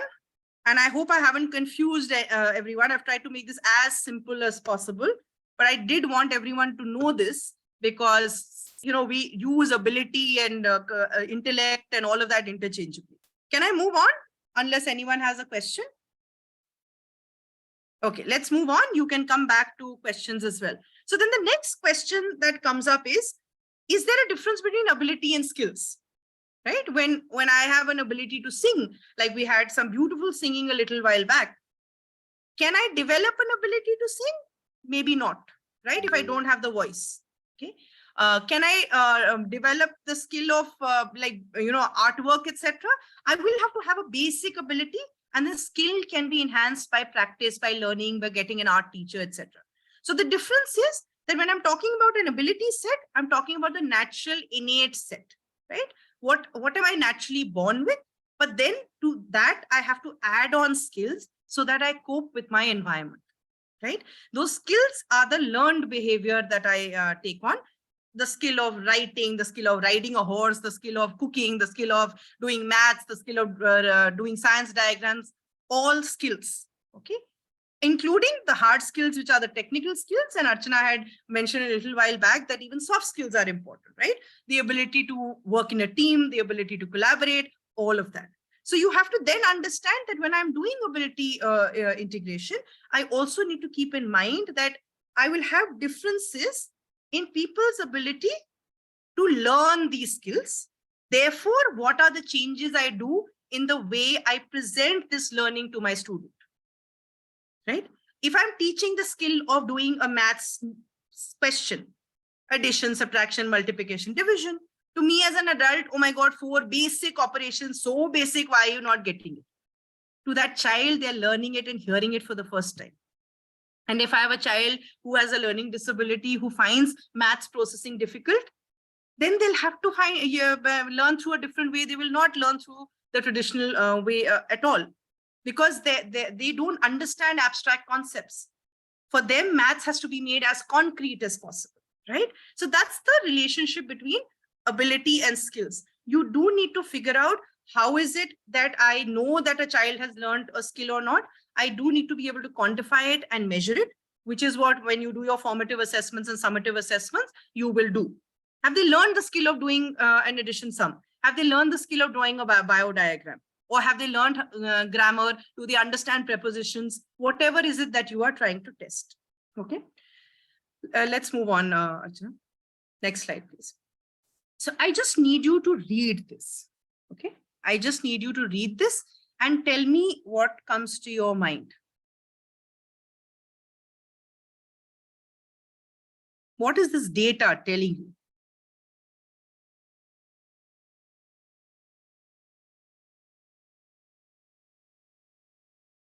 I possibly will take 2 responses in case anyone wants to share. After you've read, what is it telling you? Hello. Yes, Kanksha ma'am, please. Yeah, the data is like, I can conclude from my understanding that despite having the necessary qualification or aptitude that is in terms of intelligence, there is a lack in ability. So that is the reason only 15% make it up. Okay, all right. Anyone else? And there are some on chat as well. Syllabus not related with industry. It is only bookish knowledge, high reliance on scores on rote memory. Absolutely. What else? Communication skills are lacking. Okay. They possibly know only theoretical things. So I think that's something that we've now established, right? The issue that we are no real life application based teaching and learning. Absolutely, Poonam ma'am. Right? So that's something that we are establishing, right? At the end of the day, why should it be such a low number for a country which is so focused on education, right? At the end of the day, I think we thrive on education and the importance of education, no matter what part of the country we are in. I couldn't agree more with you, Niharika ma'am. Vocational skills. Why is it necessary that I should be only an engineer or a doctor? I think gone are the days that we believe that, right? But still, there will be that little apprehension to say, okay, can you not do the regular careers? Why do you want to become a YouTuber, or why do you want to become a social media influencer or whatever, right? So life skills are not stressed upon, absolutely. So when we're looking at this, let's look at the next aspect. And before we move on to the next aspect, okay, now that you are some 102 of you in the room just now. You are you've been working for many years yourself, and you would have children who've passed out, or you have your own children who are on the verge of getting into jobs, etc. Can you list out for me in chat what you think are the core skills that children need when they join their first job? Like, you can think of your time, you may have come out from a B.Ed college or an M.Ed college or whatever. When you first entered your classroom, did you need the course and the curriculum and the content, or did you need any other skills? And do you think your students need skills of a different kind as well when they go on for their first jobs? And the reason one is saying this is because you will have children coming in from varied ability sets. You need them to go out employable or independent, right? When they move out from your education environment. If you are a school educator, you want them to become eligible for the college. If you are a college educator, you want them to be eligible for the working world. Absolutely. So they should have all these, and that's what you have also required, right? You've needed life skills and soft skills more than anything. You could be the best physics or the geography or philosophy or psychology teacher, and you could know your content by heart. But if you couldn't manage your classroom through your soft skills, your lectures or your classes will go waste, right? So if we can just move on to the next slide, please. Yeah, so quickly, therefore, when we have clubs, when we have other initiatives like political clubs and quizzing, etc., all the skills that you've mentioned, would the clubs, would other activities also teach these skills? Yes or no? The reason why we have clubs, the reason why we have all these clubs would definitely teach these skills. But why would you need a club to teach this? Why do you need a club and a special effort to teach this when it can be integrated into the classroom? When it should be integrated into the classroom, right? Why would you need to rely on just a special event or a co-curricular activity to be able to do this in the classroom? Archana, can we move on, please? Yeah. So these are the soft skills that you have mentioned, right? The team spirit, the communication, self-confidence, assertiveness, all of that is what children need to learn, right? But it's not prescribed in the curriculum. I was waiting for that to come. Can I just ask you to share that, Dhanji ma'am, by unmuting yourself as well? Your thoughts on that, please? Ma'am, I rightly think because we go so much by the rule book of prescription and, following the lines and being so straight in so many things that we restrict our minds to certain ways of doing things. I think, rightly said and rightly monitored right now, we are so panicked about NEP, the curriculum is going to undergo a drastic change. There are so many people following it up. There's so many people discussing, and there's so many, but if we don't break that barrier in our own head of blocking ourselves from learning, we cannot break it anywhere. Okay, lovely. So, yeah, sorry. So I think I want to go back to this whole discussion that it should become mandatory because we go so much by the curriculum. It should become mandatory on the curriculum, which says the curriculum objective achieved in this topic should be so and so, and the life skill and the soft skill objective should be so and so.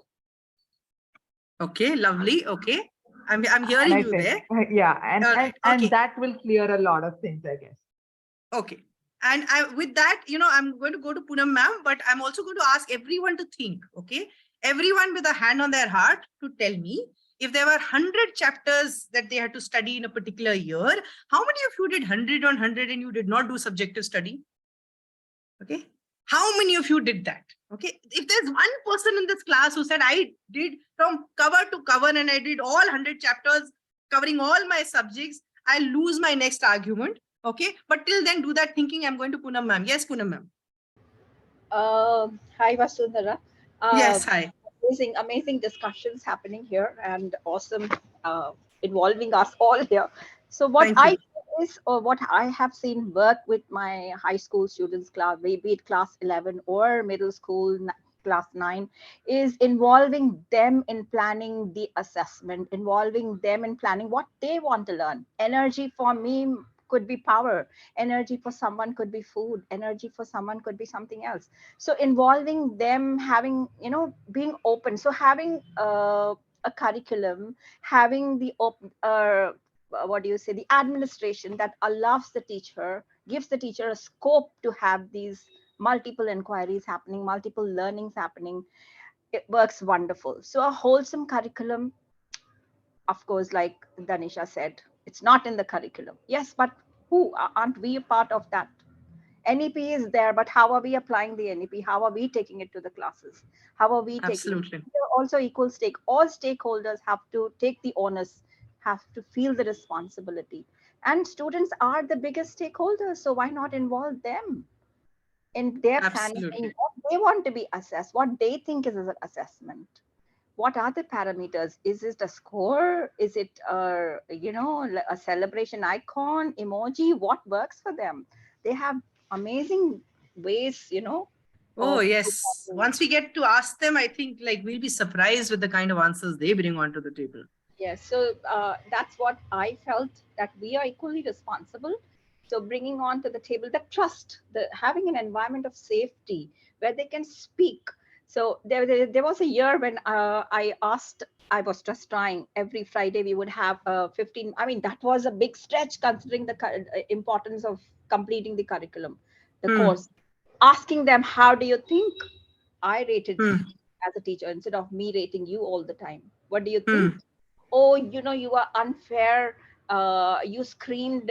You were annoyed at us. I said, okay, did I scream? Because one student said, no, but your face was screaming, you were not screaming with your mouth, but your face was screaming. So it was so important for me to reflect that, okay, non-verbal communication is as important. So sitting together, asking for feedback, involving them, I think is amazing. That for me is real integration.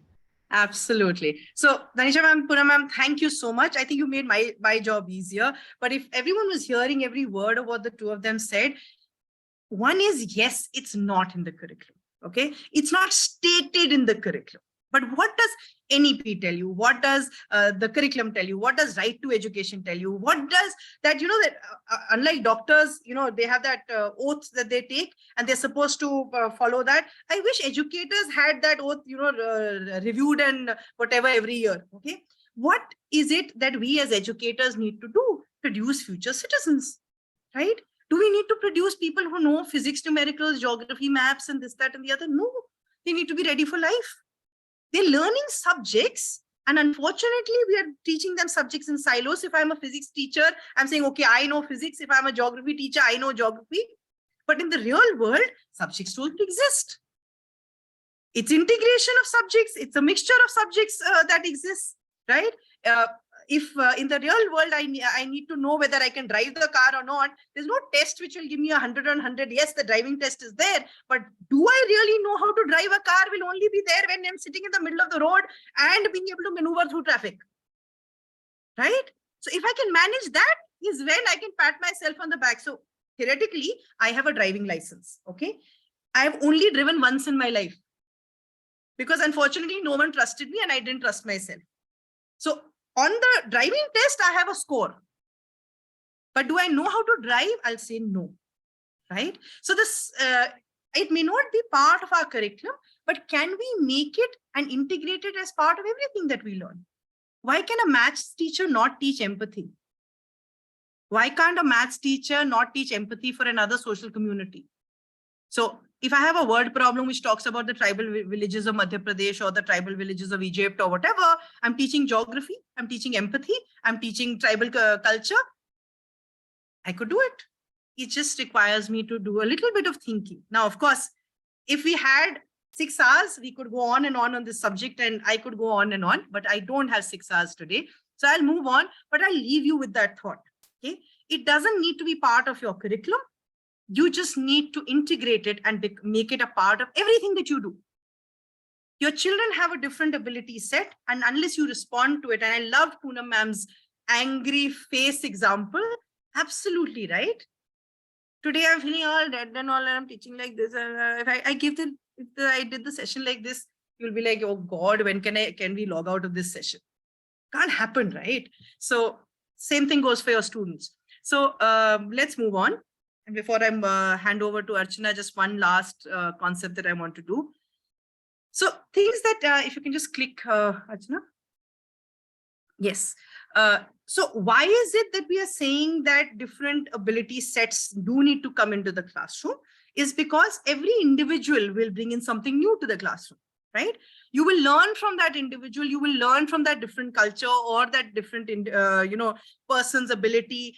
Sometimes there's a very good orator in the class and the children will say, oh my God, they talk like that. How does the person stand? How do they prep for the, presentation and all of that? There is holistic development for everyone, because if there was only one size fits all into this classroom, which means there's only one type of child in the classroom, how does holistic development happen? Right in the beginning, someone said, we can be kind, but how will the society be kind? The society is only going to be kind if these children become part of the society, right? It's these children who will make up the society in future. So it doesn't require anyone else. It's the same set, right? It's not, the society is not alien to the education system. It's the education system which is going to make up that society. And therefore, whether we are teaching them to collaborate, to learn, whether we are teaching them to have a passion for learning in an enriching environment, why must you build a passion for learning? Because I think we're learning, we as educators say we learn every day. That's our famous quote saying, I'm an educator, I'm a lifelong learner. Okay. I always say that you need to create lifelong learners out of every student of yours, because only then they survive in life. They may not be educators, but every step of the way, only if they have the growth mindset, so to say, of learning something new, is when they'll get promoted. Only when they'll get promoted will they have a sense of satisfaction and want to continue and not have other issues, right? Or when they do well, or when they are able to adjust to even not being promoted, right? Then I realized that, oh, I haven't learned enough. Both ways. So that's the benefit of integrating abilities. And before I hand over to Archana, one last thought that I want to leave you with. What really is the integration that you need to do? If you've not heard of the term MTSS, I would suggest go read up, go look up. MTSS stands for, has anyone heard of it, by the way? Before I say what it is? I can give you a hint. Look at the triangle in between. Okay, that little pyramid in between. MTSS is an abbreviation, which is a full form, and it helps you decode what the triangle in between is. Can anyone do a guess of what it could be? Anyone? Okay. You see tears?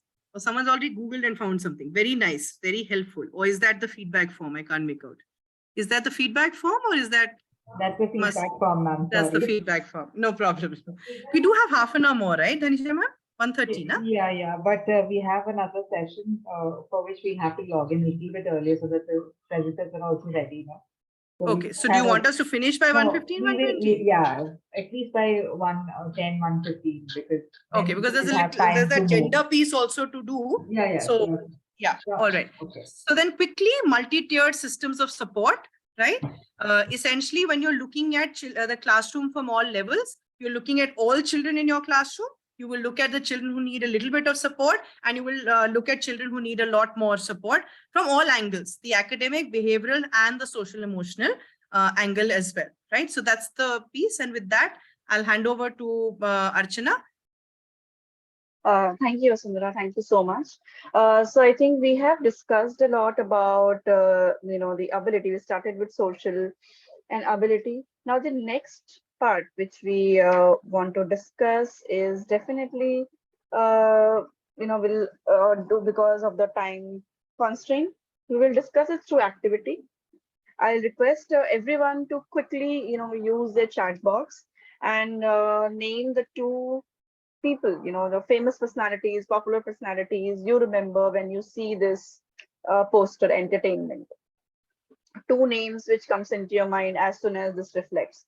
So in the same way, there will be lot of posters will coming up, and you have to quickly write one, two names when you see these posters.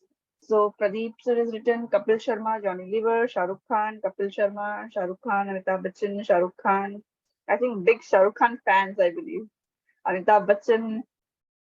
Okay, we'll move to next quickly. Football. Kapil Sharma is quite popular. Okay, now football. Messi, Pele, Cristiano, Messi. What else? Ronaldo, Dilip Joshi, Messi. Okay, great. Thank you. What about this?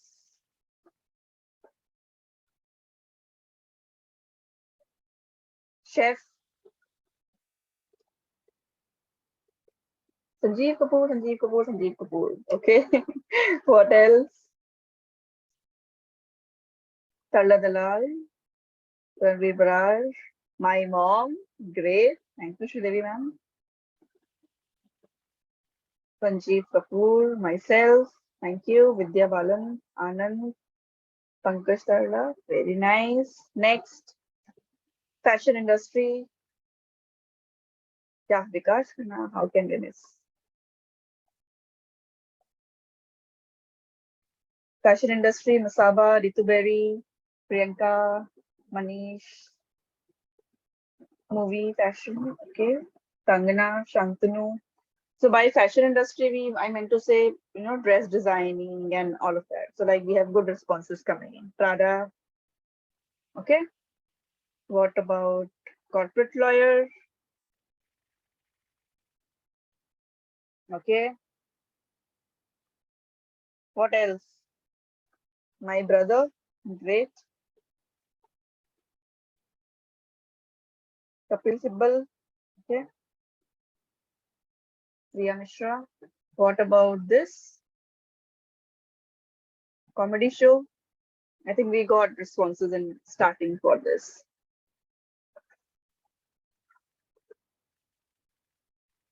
Comedian. You have to write the name of comedian. Veer Das, Kapil Sharma, Johnny Lever. Okay. So, teachers, what was happening? Educators, what just happened in the chat box? Quickly. What just happened in the chat box? We started with entertainment and we got 3 names. Okay, thank you, Pradeep sir. Gender bias. We are recalling the names.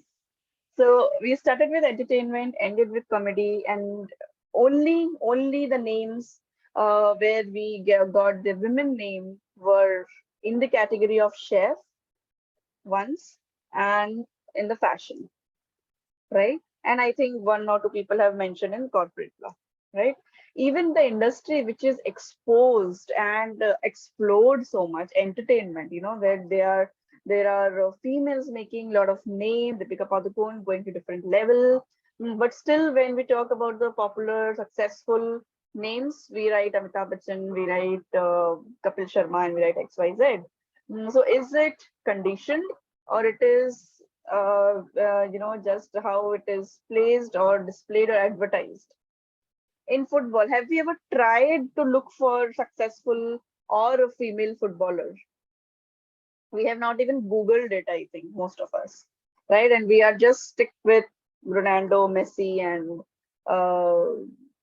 some Indian players, right? In chef, no one has written my dad is a good chef, right? We got responses for Sanjeev Kapoor and my mother definitely, and Tarla Dalal, but no one has written my dad is a a good cook or chef. Fashion industry, we have got few names into the for the artists and models and etc. But again, it was very conditioned, right? So is it has to do with the stereotypes, roles which are given, or it is advertisement? I don't know, overlap maybe. But as an individual, have I even tried sometime to look for Indian cricket team player's name? No.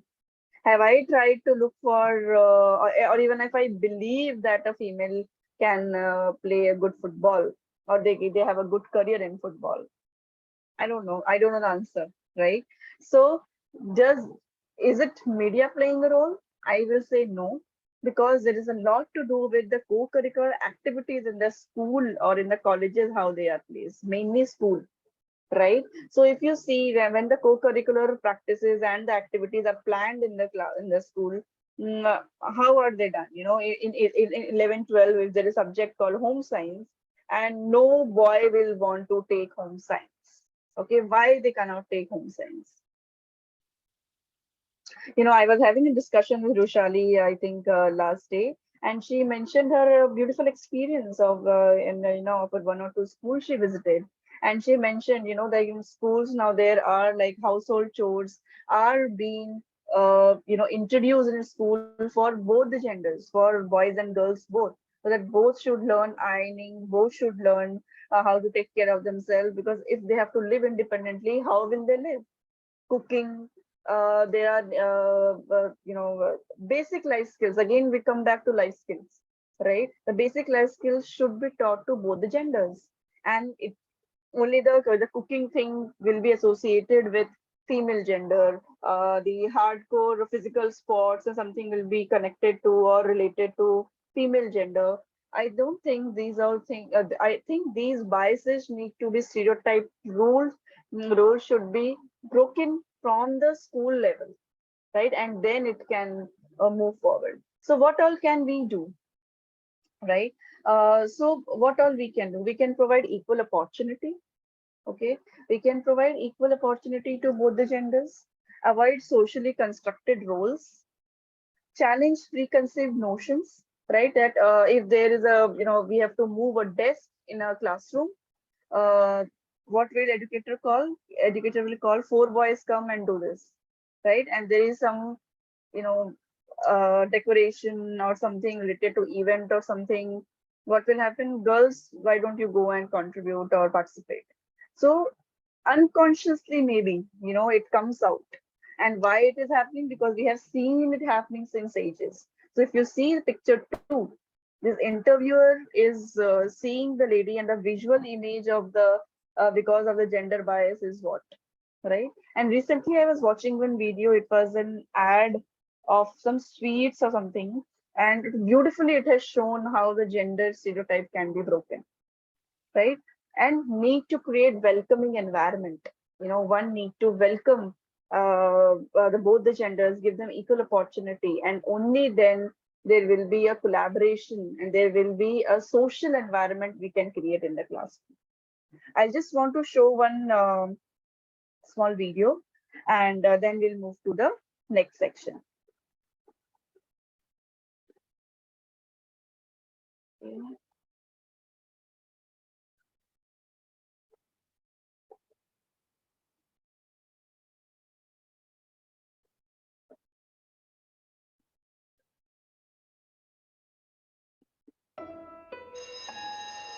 This afternoon, we're going to draw people doing different jobs. And the first job we're going to draw is a firefighter.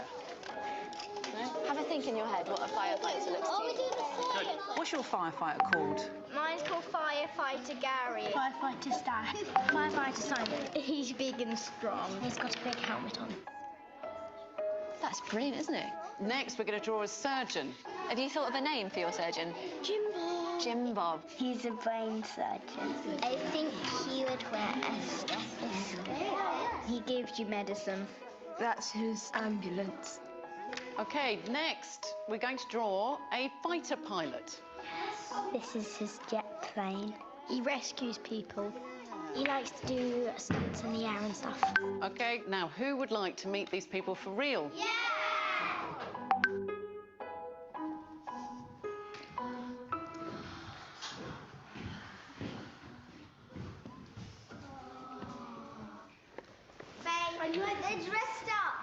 My name's Tamsin and I'm a surgeon in the NHS. My name's Lauren and I'm a pilot in the Royal Air Force. My name's Lucy. I'm a firefighter in the London Fire Brigade. So who wants to know how to do an operation? Who's putting it on? I'll try my stethoscope. We put this in here. There you go. Now you're a proper fighter pilot. So into your ears. Can you hear that? Yeah. It's really good. Much better, yeah, it's much better than my kids' one.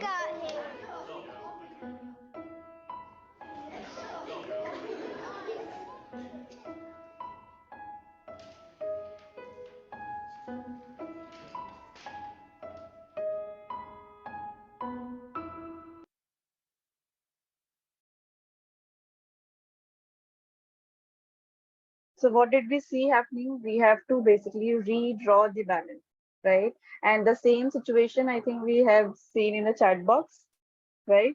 They were drawing, we were writing. So this gender biasness and the stereotypes, the role which have been assigned, I think we have to start from home. Everything starts from home. And once we start doing it, we will definitely move towards creating an integrated society, integrated classroom. And now I will hand the request Ms. Vasundara to please take us to the next section and just start sharing the slide. Thank you so much, Archana. And I think we just have a little bit left to kind of just look at, wrapping up our discussion since the morning. So all of you who had come into the room must have wondered that we're going to be talking a lot about inclusion, but we landed up talking about integration first, right? And one of the reasons why we spoke about integration first was what I'm going to be discussing now, and then we say bye for the day. So if you had realized what did we speak about? We spoke about gender integration, we spoke about social integration, we spoke about ability integration. Okay, Archana, if I can request you to go on to the next slide, please. Yeah, so when you're looking at inclusion and defining inclusion for yourself, how does it look like? Okay, what does inclusion mean to you? If I can quickly have everyone place their inputs on chat, please. What does inclusion look to you? What does inclusion mean for you? I want you to imagine that you're writing on a post-it. So I don't want a paragraph. You can also give me one word. You can give me a line. You can give me a sentence, but not more than that.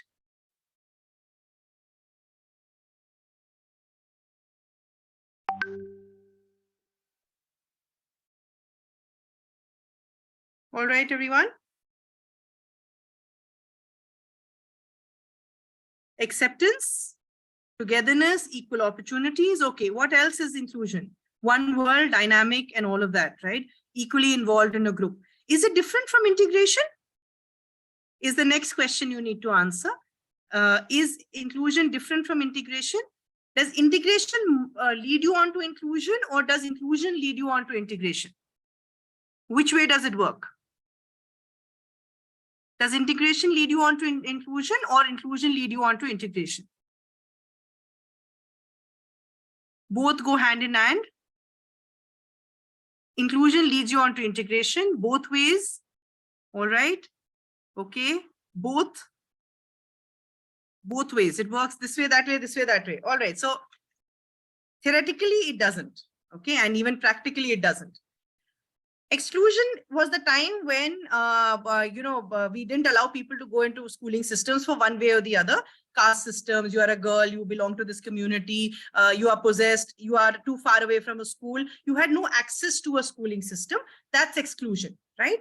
Some time earlier, we spoke about special schools. We said that, at a given point in time in our societies, we had schools for, cognitively impaired, we had schools for visually impaired, autism, whatever. That's segregation, where we said there's a mainstream school and there is another school which caters to children who don't have the same ability set, right?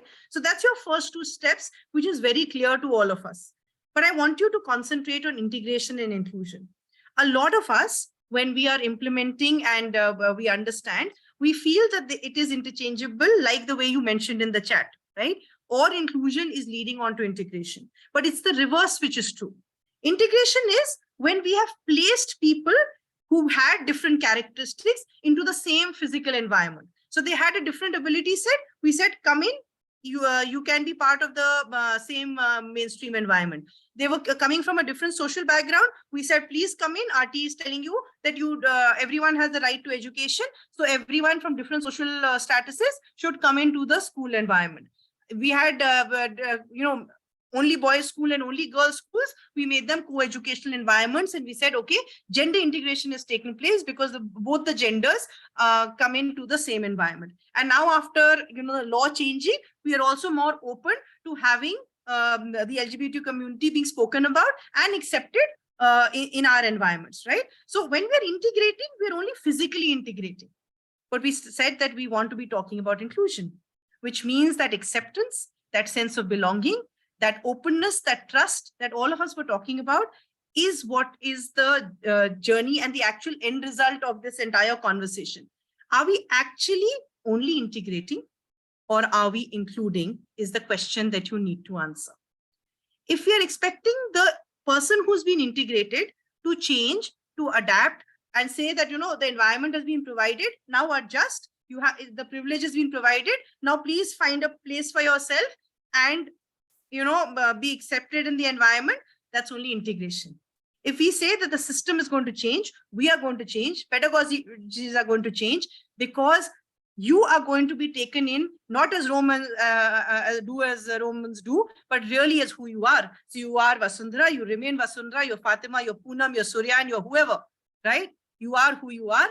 We'll figure out what your needs are, and we will accordingly create learning options and learning processes for you. We will accordingly figure out how do you exhibit your learning in your assessment process as well, right? So very clearly, integration moves towards inclusion. If we are not creating an environment which is accepting in nature, where I feel I belong, that means I'm still stuck at integration. We still feel that we are including, but we are not. Including is not about physical placement. Including is the person saying, oh, this is who I am, this is my environment, not the other way around. All right. With that, just moving on to one last piece. So this came up a lot as well. Equality, equity, again being used interchangeably as well, right? Again being used interchangeably. I'll end with one quick analogy that I always do. Can I ask anyone who's above 6 feet tall in this room to tell me who they are? Or maybe 5 feet 9.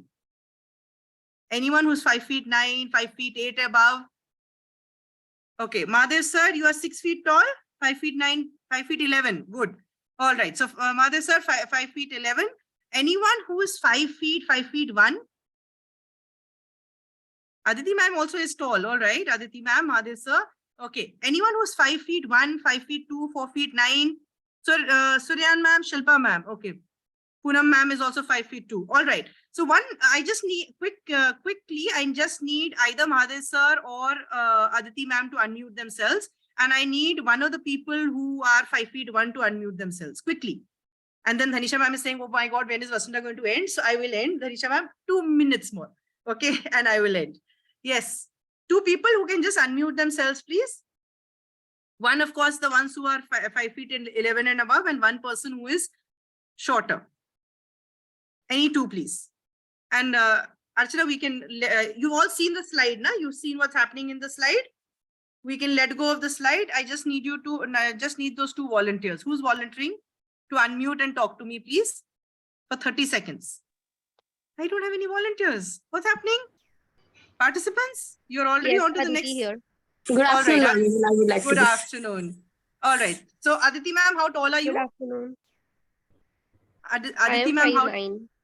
5'9". All right. We have 5'9". And Megha ma'am, how tall are you? Yes, ma'am. Madhav sir. 5'3". Madhav sir is okay. Madhav sir, Aditi ma'am, and Megha ma'am is 5'3". 5'9", 5'11", and 5'3", right, Megha ma'am? Yes, ma'am. Okay, so now everyone remember those heights. Okay, we have a 5'3", we have a 5'11", and we have a 5'9" in the room. I'm assuming that for now that they are all in Bombay, even if they don't belong to Bombay, and they want to go and watch one of the IPL matches in Wankhede Stadium. Okay, and they've forgotten to buy tickets in time, so they are wanting to look over the wall and look over and watch the Chennai Super Kings versus Mumbai Indians match. Okay, even if you are not a cricket fan, for now just assume you are. Okay. Now, the audience, the question is open to you. Who is going to get the tallest ladder?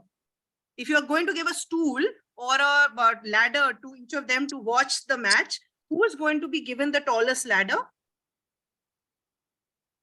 The one who Who's is going to be shorter. the one who is shorter? So Megha ma'am is going to get the tallest ladder.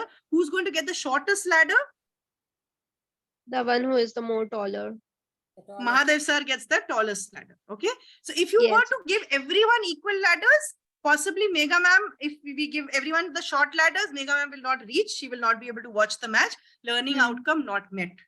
Okay. If you overdo it, you overkill it, which means you give everyone the taller ladder, Mahadev sir will possibly fall off on the other side and be very uncomfortable because he's precariously hanging in the air and not being able to watch the match comfortably. Okay. So which means that if your students require 10 minutes of your time and you're giving them 45, and there's someone who requires 90 minutes of your time and you're giving them 10, that's the question I leave you off with. Okay. You need to decide what height is that tool, the stool that you are making the child stand on, and what material it is made of. And without hurting anyone's feelings, okay, Archana is about half of my weight. Okay, I'm double of her weight. If both of us were the ones watching the match, okay, who's going to get the plastic stool and who's going to get the steel stool?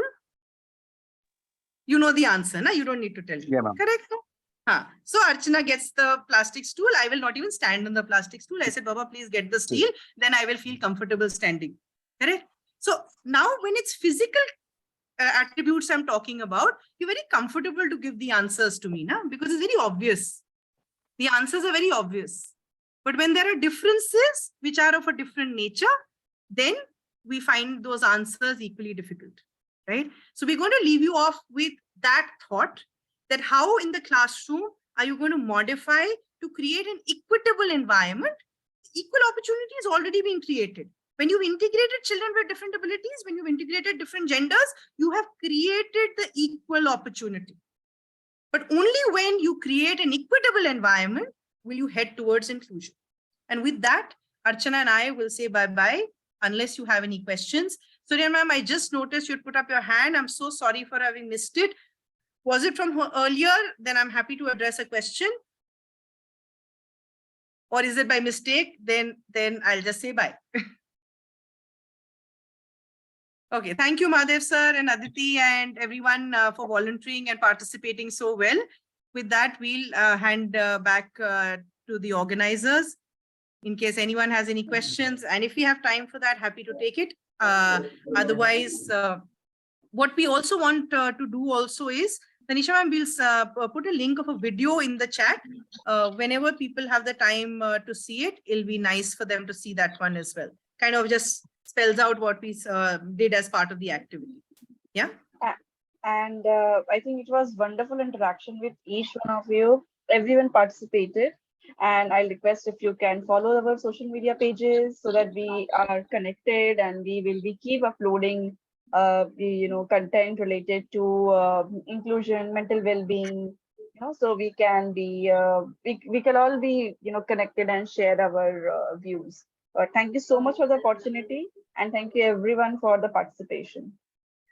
And Okay, Dhanisha, ma'am. I'm sorry, but I think someone's just asked if the slides will be available, but I think there's so little in the slides that's not going to be helpful.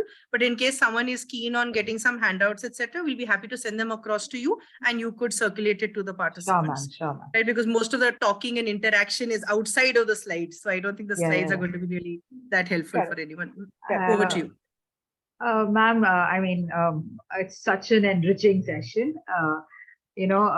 We are very thankful from Rahul College of Education that you all came on board, and we could have so much insight into so many things. I'm sure Alka ma'am will conclude the session just by thanking your presence for the day. Over to you, Alka ma'am. Thank you so much, Dhanisha ma'am. It was really very wonderful session by both of you, ma'am, on the topic of inclusivity in education. That is also related to social integration, ability integration, and I hope that all the participants have learned a lot from this session. And I really personally thank to you all that you choose this topic for the session. Thank you so much for your presence, man. Thank you so much. Thank you so much, everyone. All right, I think we'll have many opportunities in the future to connect together and come on board with so many important spaces and discussions around education. And it's nice to stay connected with each other. A request to the participants: the next session's link is available on your WhatsApp group. I want you to take a quick bite of something so that you can feel energized and get going, because all of these include a lot of discussion, and have your water bottle handy. Just on and off, you can have your video cameras off so that you can go on with your energy. All right, have a wonderful day, everyone. The next session is already open. I hope you've filled in your feedback forms to avail your certificates. Thank you very much. You might leave the session now. This session is completed. Please join the next session. Thank you. Thank you. Thank Thank you. you, everybody. Thank you, Thank you everyone. so much. Thank you, Have a everyone. nice